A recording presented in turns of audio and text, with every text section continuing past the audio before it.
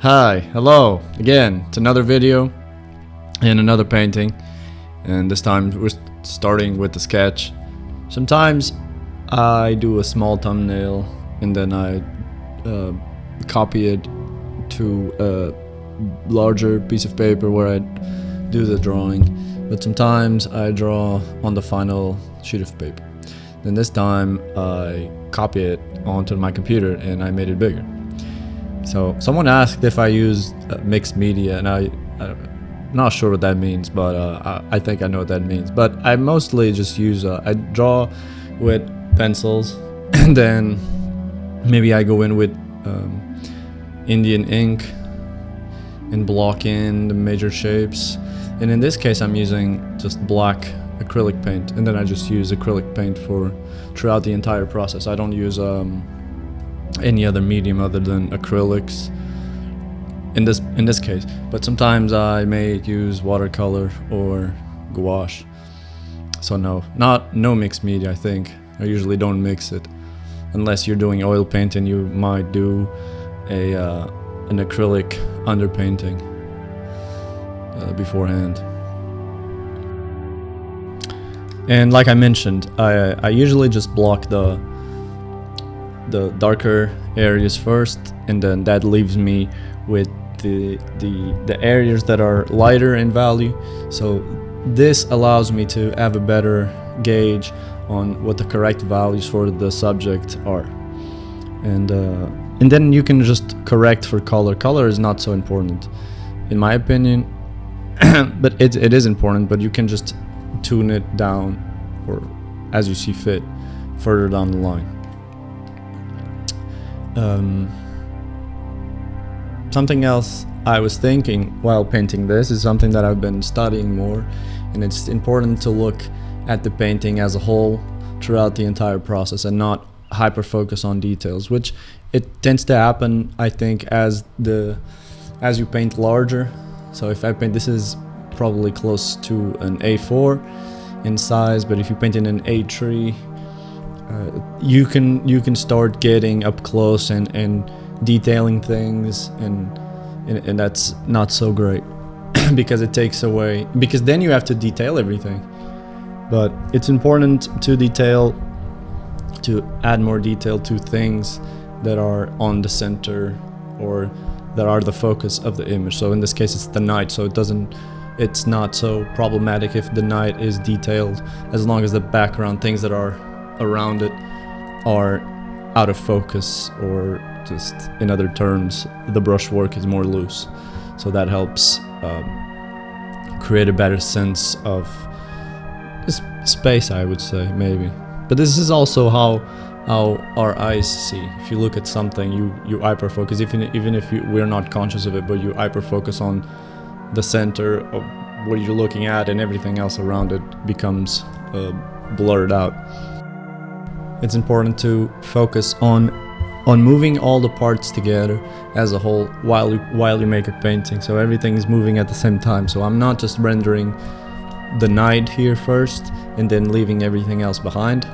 Well, maybe, because in this case maybe the monster I'm gonna leave it for later, because I know because I had a good idea of how it should look in the ending, so it was not so important. But ideally, yes, you do kind of rough. Everything should look rough together.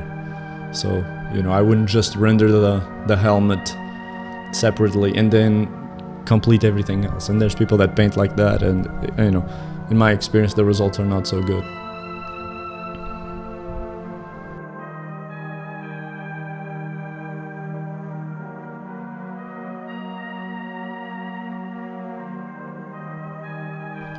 When I started painting this, I thought to myself, oh, it's a night in a dark dungeon, how hard can it be? Knowing that, the armor looked a little bit complex, maybe it would take me a bit of time, but it ended up taking me more time than I had anticipated, because the lighting was pretty complex, even though I have painted like this type of artificial lighting, like coming from a lantern in a dark place. I've painted scenes like this before, not many times, probably like a third time, but that added a bit of complexity. But the armor I started noticing there was a lot of overlays in this design. So you have the crown of thorns, and then the belts and all of this that, you know, it just goes over the armor, and then there's shadows that are cast, and they cast onto the armor. And the lighting makes everything harder, as I said. So the overlays definitely made this take a lot of time, more time than I had anticipated. But I was also thinking while painting this that back then, and I've done studies of illustrations up until like the 90s that were done traditionally, and the designs are much more simplistic. And this is, and you see this everywhere, even from animation and comics, because you have to draw the characters repeatedly, so they can't be too complex. And it's not to say that this design is bad. I don't think it's bad, not because I'd painted it, but I actually don't think it's bad. But if you were to design this for an animation movie, you just couldn't do it like this. And except if you were to do a 3D movie, a 3D film, or a video game, which I think it's the bulk of media being done, well, in this type of stuff. That's why designs in video games and 3D animations are so complex today, because you can. It's simply because you can, and they are also the designs back in the 80s and 90s, and even before then, of course. You would have to draw them on paper, and you know, you didn't have, you couldn't use layers or anything. So doing overlays, it just ends up taking more time, because it's more shadows being cast onto surfaces and all that, and probably more different materials being used.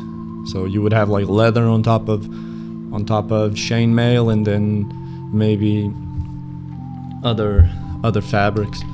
So this all ends up taking more time. But as I was saying, these designs, like they were drawn on paper, and then the animations were done on paper as well. So you never had this, like you have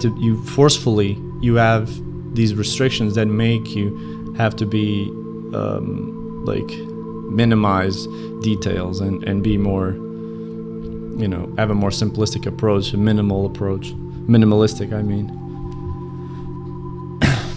And maybe switching to designing, like I would never design a character like this, because I would be designing it on paper, and it's just like adding all these overlays would make it very time consuming. I don't think I wouldn't instinctively just do it. But on digital, and I've done stuff on digital some time ago, but you can just keep adding stuff, you can just layer stuff, and it's fine. And it's also like, because you can draw like a strip, kind of a line over something, then you go to the layer beneath it, and you just like erase that, whatever's underneath. So you have essentially overlaying is quite easy to do. While in traditional, you have to be like cautious of what you're overlaying and where light is. So in this case, but I'm talking about like overlaying in the design, but in this case, in this illustration, I have, as you can see, like the sword is on a plane that's closer to the viewer, and then you have the lantern, which is emitting the light source. Well, it's emitting light because it's the light source. And then you have the hand, and then you have the hand underneath, which is holding it, and the arm, and then you have the background. And you could have more things, but it starts getting tricky. But this type of overlay is also important because it creates depth, and sometimes that's very useful. And I've been learning how to use that, but with the caveat that things can get very confusing very fast the more overlays you do. But I mean, technically there's not a limit, but I mean, maybe. I think it's also important to keep things simple, especially light sources. In here, I'm using mainly two light sources, the lantern and the rim light, because it's kind of a cliche, but you have to use it because it helps create, it just gives you a better sense of three-dimensionality that you wouldn't get if you have just one light source. But you can definitely get away with one light source.